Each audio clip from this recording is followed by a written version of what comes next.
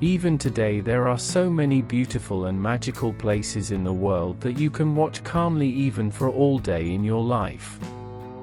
You will think that you are in an imaginary world. Today I am bringing you some of the most beautiful places on Earth. Zhangye National Geopark, China. Zhangye is a natural geopark in China. This park is located near a sub-mountain of the Qilian class in Sunan and Linze counties of Zhangye district level in China. The closest city to this land is Zhangye. Its local name is Zhangye Danxia Geopark. This geopark is most famous for its colorful rock formations. According to Chinese media, this area is considered one of the most beautiful areas in China. Zhangya Danxia is most popular because of its smooth, sharp, hundreds of meters high, unusual colorful rocks. These are the result of sandstone and other minerals that have been deposited for about 24 million years. These rocks, which depict an image similar to a layered cake, show a correlation with the activity of the tectonic plates that contributed to the creation of the Himalayan mountains. Wind, rain, and time have contributed to the unusual shapes of the rocks. Thus, the erosion of red sandstone is considered to be the primary source for the formation of Zhangya Danxia.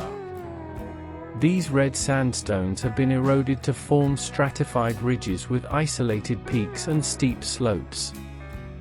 These rocks have reached their present state due to the special geological formation and concomitant long-term desert conditions, flaking of the rocks due to extreme cold at night, and erosion caused by rain and wind. A beautiful sight for anyone who sees this natural location with wonderful rainbow colors formed from layers of sedimentary, mineral deposits over millions of years. This natural scene is spread over an area of 322 square kilometers. This place was designated as a semi-national geopark on April 23, 2012. And Zhangye National Geopark in 2016 by the Ministry of Land and Resources of China. In 2005, Zhangye Danxia was named one of the most beautiful landscapes in China by a committee of 34 well-known media outlets. In 2009, Zhangye Danxia was named one of the 6 most beautiful landscapes in China by China National Geography magazine. This area has become a source of tourist attraction for Zhangye city. A chain of entryways and walkways has been constructed here for the convenience of tourists.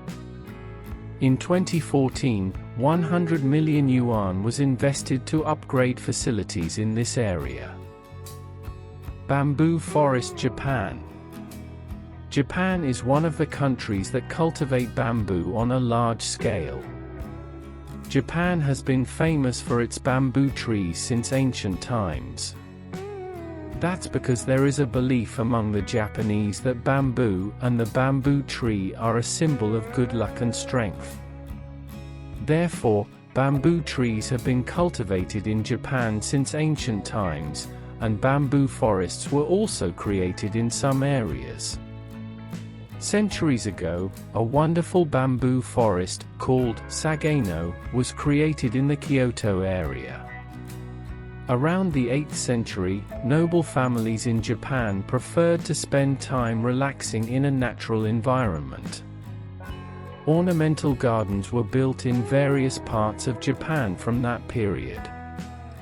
It is believed that the Sagano bamboo forest was created because the Japanese considered bamboo and bamboo trees to be a symbol of good luck and strength. Accordingly, it is speculated that since approximately 1,000 years ago, Japanese residents and Japanese nobles may have come to visit this beautiful bamboo forest. Spread over 3,950 acres today, this forest is a famous tourist attraction in Kyoto. The Moso variety of bamboo is cultivated in the Sageno bamboo forest. This type of fever, which is native to China, shows great growth in a short period of time. As such, the Moso ornamental bamboo variety is best suited for growing in a forest or garden.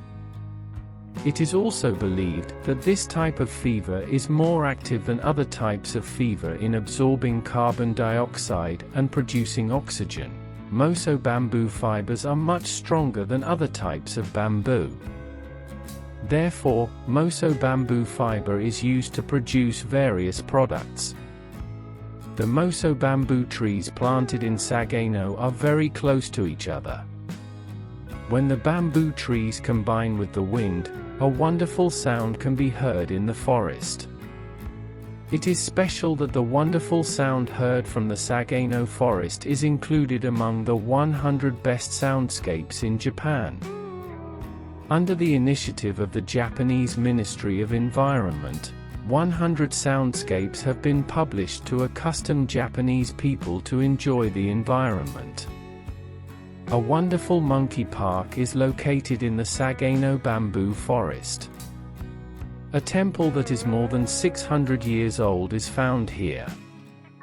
Since 1991, a train service between Saga Taroko and Kyoto stations has been started for tourists. Known as the Sageno Romantic Train, it travels from Saga Taroko to Kyoto in 25 minutes. Tourists traveling on this railway line, which is located along the Hoshigawa River, can see many breathtaking views. March and April is a wonderful experience to walk along the railway line, which is full of cherry blossoms. Similarly, if tourists traveling on the Sageno Romantic Train want to visit the Sageno bamboo forest, they should get off at Arashiyama Station. Tourists can easily reach Sageno bamboo forest from there. Bolivia Salt Flats. A wonderful resource that nature has gifted to the man that needs to be protected is found in Bolivia. The colors here are so similar that one thinks that the transparent crystal earth and the blue sky, running endlessly to infinity, are not two but one. The earth is so transparent that its own image is visible on the surface of the standing earth. Salar de Uyuni, the world's largest Bolivian salt lake spanning 10,582 square kilometers, is like a mirror frozen in time. Located in the southwestern part of the Andes region of Bolivia, standing on this wonderful natural mirror, one feels as if he is standing in a scene from a magical story. The salt layer here is sometimes 10 meters thick. This amazing event is a wonderful mix of water and salt layers. There is a kind of combination of geological layers here that can surprise an explorer of this land. This area exists in two forms in two periods. At one time, this land appeared as a salt mound with a dry appearance. At other times, it appears in a wet manner. At this stage, a small layer of water forms above the salt layer. But this is not so dense. A very small layer of water that even a vehicle can drive over this land. In some cases, it is difficult to even distinguish the sky and this earth from a distance. It creates such a wonderful scene. During the period from May to November, the salt water evaporates here. You can see condensed layers of salt there. It remains covered with a layer of water till May. This beautiful land is located near the small town of Uyuni. The small town can be reached by air. A small airport is also located in this small town. There are flights from La Paz, the capital of Bolivia, to Uyuni. Visitors to this area usually stay here for 3 to 4 days. the authorities have focused on preventing pollution in this area due to the influx of tourists. Travelers try to build temporary tents to enjoy the sweetness of this environment. It is a big threat to the ecological balance of that area. As a result, it has been legally banned. Instead, tourists have been told to stay at the licensed lodges established nearby.